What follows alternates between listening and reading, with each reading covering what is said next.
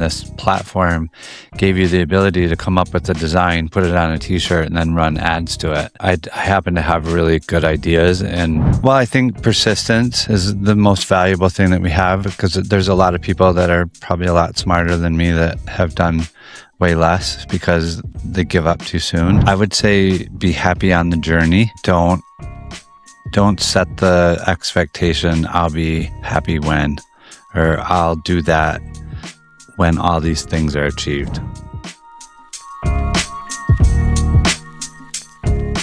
Welcome back to the Founders Hustle.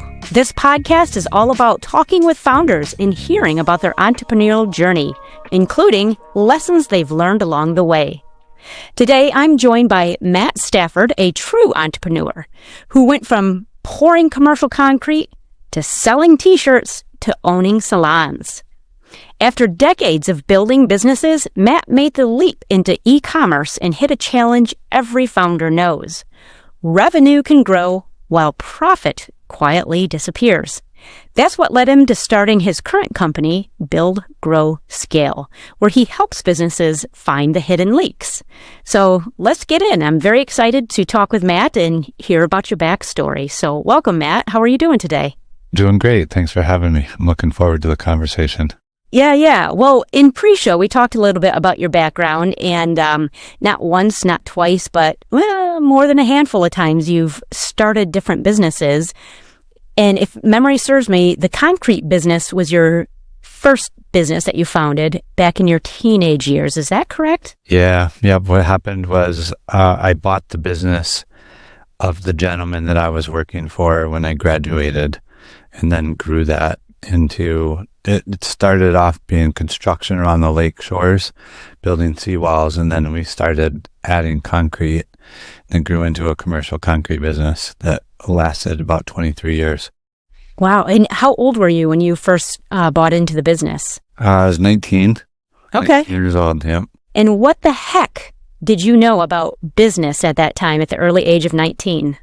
Literally just hard work. It wasn't anything other than I was willing to get up early in the morning and go to work and work until the end of the day and just put the time in. Okay.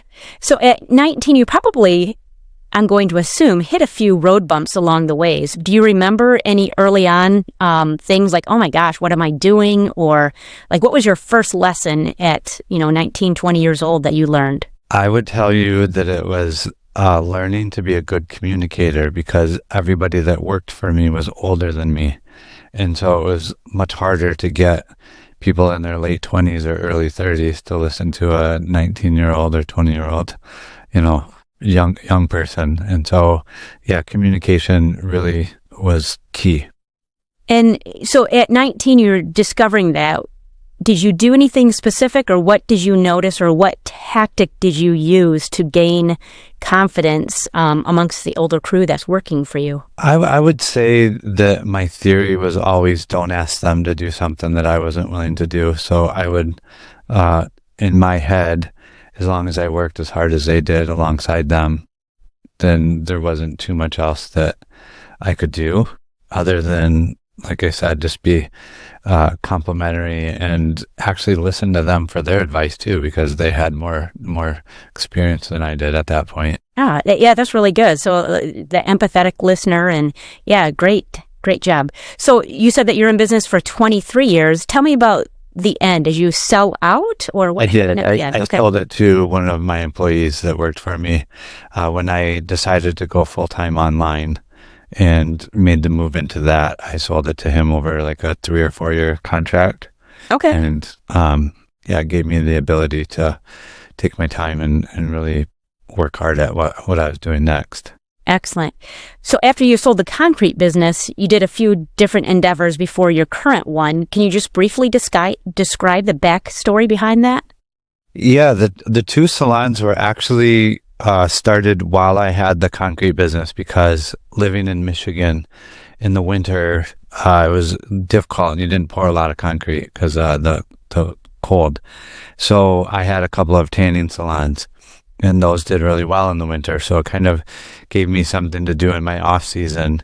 And what happened was I went to a Tony Robbins event, and he was selling a program called Money Masters.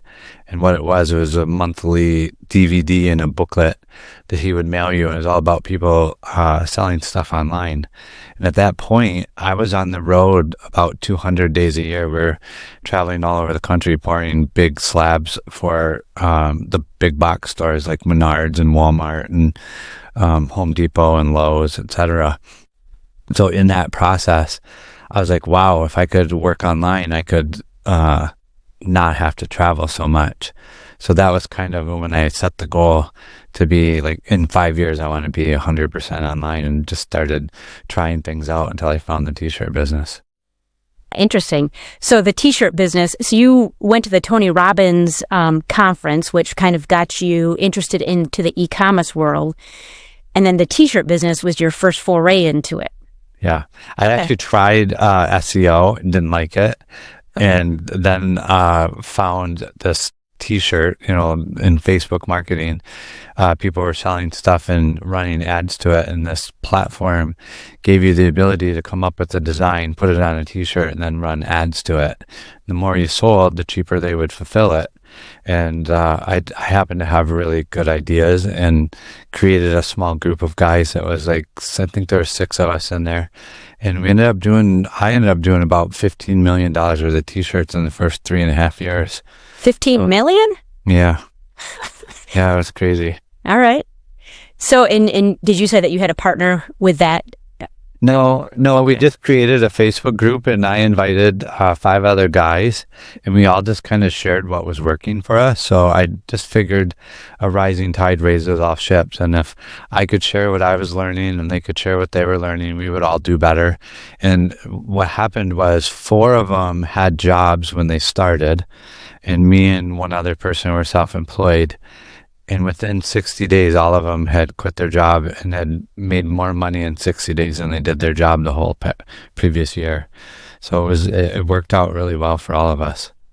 Do you believe that the t-shirt business is as lucrative today as it was back when you went into the business? Yeah, I mean, people constantly wear t-shirts and buy t-shirts. I think it'd be a little harder to do it just because there's a lot more mature businesses doing it online. We kind of started it, and the way that it worked really, really well for us in the beginning was back then we could target people by name. And I don't know if you remember that, it was like 10, 12 years ago. We started that, and so we could actually scrape the Facebook ID and then target people based on their name. So we would come up with shirts that had their name in it or had like a pun related to it. And that's how we really had some very viral campaigns. Interesting. So it sounds like to me that not only are you a go-getter, a hard worker, and a good communicator, but you're coming up with some pretty interesting ideas. Where is that coming from? Like, is it something that you, like, could you notice that in yourself as a younger Matt back in elementary, middle school? I've always liked art. So that was the first chance that I take that back because we did some landscaping, and so I would draw designs. I like designing stuff and being creative. So that was kind of my creative outlet. And I wasn't the one, when we really started taking off, I wasn't the one designing the shirts. I was coming up with the phrase or the saying, and then I would give it to a designer that could do a much better job than me. I had several shirts that were just plain text that did really well because of the way that I structured it. But the majority of the design was done by someone else that was better than me at it. Excellent. So did you end up selling that business, or what is the t-shirt business now? What happened was the platform that we were selling on made some poor decisions, and so they went out of business. And that's when we moved over to Shopify, and we started selling on Shopify, where we owned our data and we could own the customer and sell to them again and again. So that was their mistake, forced me over to Shopify, and then now that's where we're still at 12 years later. Excellent. And then from Shopify, is that what led you into the build, grow, scale e-commerce business? Like, tell me a bit about that. Yeah, so me and another gentleman started a kitchen store, And I went from selling t-shirts to kitchen utensils, and it's like a slicer and avocado tool and a couple other little kitchen things. And it did really well at first. And so I thought, wow, this is super easy. And started listening to the marketers and putting all these upsells and all these other apps and stuff on my store. Well, back then, Shopify wasn't what it is now. And what happened was the user experience went from a site that would load in a couple seconds to a site that would load in like 10, 12, 13 seconds. And I didn't realize that because it loaded fine on my computer and sales just started getting worse and worse. And finally, I reached out to a friend of mine that was a developer, and he goes, yeah, it takes your site like 13 seconds to load. And I'm like, what do you mean? He goes, open it up in an incognito window. And so it's a whole bunch of the stuff that like you need to know, I had no clue about, and it started to get worse and worse. And I had a couple $1,000 or $200,000 worth of inventory in a warehouse. And so it kind of forced me, I have to figure this out. And what I did was I hired a guy that gave me 6 coaching calls on how to use Google Analytics. So we started using the data of what was happening on the website to go back and fix things. And that brought the conversions back. We actually started making sales again, more than we had when we first started. So I'm like, wow, I think I've figured something out. So I reached back out to my friends that we had sold t-shirts with, because they all had Shopify stores too. And they said, guys, I think I've figured out some stuff here that will help us all make more money again. And so I said, let me try it, and you don't have to pay me, but if it works, then go ahead and we'll do something. And so that's really how we started. I ended up having 3 or 4 really big clients that were doing that, and we just moved into the helping people build and grow their stores. So paint the picture of what your business does exactly today, the build, grow, scale. Yeah, so someone that has an e-commerce business, they'll come to us, and if they want to grow it, we will help them create more conversions. So our tagline is traffic's not your problem. Everybody has this mindset that they need more and more traffic. And the truth is that most e-commerce sites convert at 2%. That's the average. That means for every 100 people that raised their hand came to your site, only 2 people buy. And everybody thinks I need more people. I'm like, well, if I had 100 people raise their hand, come to my site, and only sold 2 of them, I think maybe my site's broken. I want 2 more of those 98 that left, and I'll double my business on the same amount of ad spend. Then we use Dan Kennedy's famous saying that who can spend the most to acquire a customer wins. I'm like, if I'm getting 4 sales from the same traffic that they're getting 2, I can afford to pay more because I'm making more, and I'll own the market. And that's literally what happened. And so over the last 10 years, we've probably put over $1 billion through shopping carts that we were, optimizing and working on their stores. Wow. Okay. Are you a solopreneur, or do you have a team that works with you? Oh yeah, we have a whole team. There's about 30 of us. Oh wow. Okay. And what is it that you're specifically looking at? If I'm an e-commerce selling on Shopify and I want to improve not just my traffic but the sales ratio, can you describe a little bit about what your team does to help increase that traffic? Yeah. Yep. So we tag the site so that we're collecting data on every single thing that happens. What videos are getting watched, how long they're watching them, what buttons are getting clicked, what pictures are they looking at, how far are they scrolling down the page. And then we use all of that data to optimize that experience so that we make it easier and easier for people to find what they're looking for and then make a purchase. So me coming from the marketing world in a financial institution, we don't do e-commerce, but of course we look at Google Analytics and always try to optimize our, in this case, let's say application ratio. Can you take that same theory from e-commerce and bring it over to a service-oriented business that just wants? Yeah, 100%. Okay. I mean, the same thing is on the other side of the website. It's a person. and they're navigating the website. So whatever actions they're taking on that website, we're recording it and understanding what they're doing, and then trying to adjust the website to make it easier for them to find what they're looking for and make a decision. I think business is kind of the ultimate inner game. It's going to show you where you're not good enough, and where someone else is beating you, and where you need to improve. And that's kind of never ending. So I think, for me, it's always afraid that there's someone else who's going to do it better, and they're going to, take the business away from me, I think. Yeah. So that's a little bit on the back of your mind. So what's some of the best advice that you received that you may have taken or possibly ignored? Well, I think persistence is the most valuable thing that we have, because there's a lot of people that are probably a lot smarter than me that have done way less because they give up too soon. I think to always be learning and, be excited and curious. And I think that helps, because most businesses, it's a changing environment, and you're constantly needing to iterate and adjust. And so if you're not curious, or if you think you know everything, then you stop learning. Right.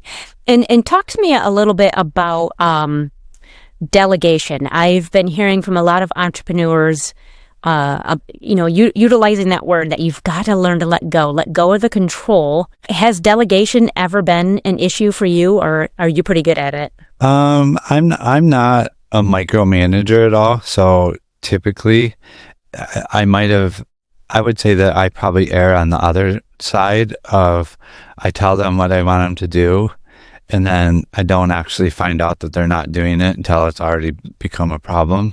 So I could get better at creating more accountability when I assign something. And I've learned to do that better over the last few years than I had in the past. So are you spotting any generational trends? Like, are you seeing the same type of, I'll say, grit and grind that you took way back at the age of 19 to get into the construction industry? Are you seeing that in our current youth today? Do they have that same level of desire to do what you have done? No, and I don't think comparing to me is that healthy, because I tend to work more than most people, and I just enjoy it. And so I don't think I'm a good role model as far as like taking time off or having balance. I go do the fun stuff that I like to do, but the majority of the time I really enjoy working, and I like to solve problems, which is what we get to do. We are essentially looking at their entire site, figuring out what part's not working, then how do we make that work better, and then when that works better, find another. And so for me, that's just very fun, and I tend to spend a lot of time doing it. Excellent. So if you could look back in time and stare down the younger Matt in let's say your 20s or 30s, what would you tell yourself? A great question. What would I tell myself? I would say be happy on the journey. Don't set the expectation, I'll be happy when, or I'll do that when all these things are achieved. And I've learned that over the last 5 years too, that it's very possible to be very happy on the journey. Even if you're not where you want to be at, you can still enjoy each and every day. And so I think that I would have liked to have learned that a lot sooner. You are now incorporating that though in your today life? Yeah. Oh yeah. Okay. Absolutely. Yeah. Good. Well, and I noticed on your LinkedIn profile that it looks like you have, I don't know if it's recent or if it's been a while, but you're very much a health enthusiast, and you incorporate a lot of what looks like to be, a good exercise, lifting, taking care of yourself. How is that playing into your mental mindset as a business owner? I think it's critical. So that's the very first thing I do every single morning. And I think a tired body creates a calm mind. So having physical exhaustion tends to calm my mind down, and I make much better decisions from that place. And just being healthy, you have a quality of life that you can't replace through achievement. Yeah. Interesting. Okay. So where do you see yourself in the next 10 years? Like, where do you see your company going to? Well, I think I would say that right now we have about 12 to 14 clients on average that come and go, and some really long-term ones have been here for 8 or 10 years. I think within 10 years, I would like to basically, my agency would work for brands that I own rather than working for other clients, because I think I'm really easy to work for. So I love it. I love it. So you're building your own agency to build your own brand. yeah. That's brilliant. Yeah. Talk to me about some of the brands. Like what we got the T-shirts. What else is going to be part of your agency in the coming years? Yeah. Well, we really don't limit it to a particular product, because what we're doing is product agnostic. We're really dealing with people and the psychology of how they browse through the site. So I want ones that I really like the pet niche.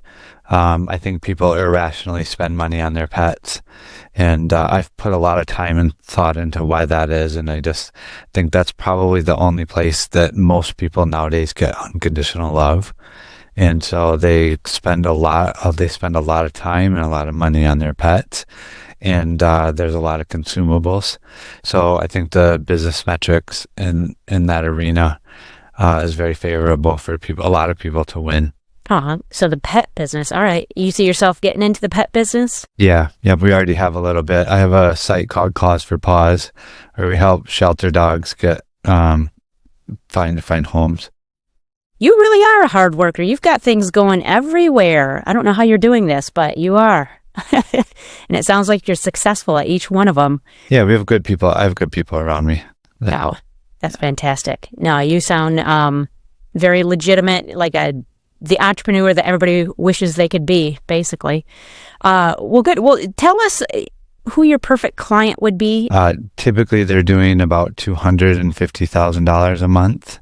So it's going to be that $3 to $5 million a year range. And we do all of the split testing, all the analytics, all the developer work, and we allow them to focus on building the business while we handle the website and all the optimizations. Excellent. And one last thing, help give future entrepreneurs some advice. What would you tell them? Don't give up. I think, honestly, just keep going. I believe right now is the most exciting time that I've ever been alive, with the things that are happening with AI, and like what used to take 10 or 15 people to do now, 2 or 3 of us can do it and do a better job and get it done faster, and it's the quality of the work is better. It's just really crazy what you can do now. And I've seen a lot of companies that we work for get so much done as very small, nimble teams. I'm very excited to get up and go to work every day right now. That's amazing. That's excellent. So tell our audience how they can reach you. Yeah, our website is buildgrowthscale.com, and my email is matt@buildgrowthscale. So just send us, you can go to our website. We have lots of free resources that, kind of teach you what we do or help you grow. And then eventually, if it makes sense, and you want to reach out to us to see if we could help you, then you could just schedule a call or send me an email, and I'd love to talk to you. That is excellent. Well, good story. Excellent stories, plural, and great advice. So thank you very much for sharing everything that you have done and some advice that you've learned along the way. So thank you. And any parting words?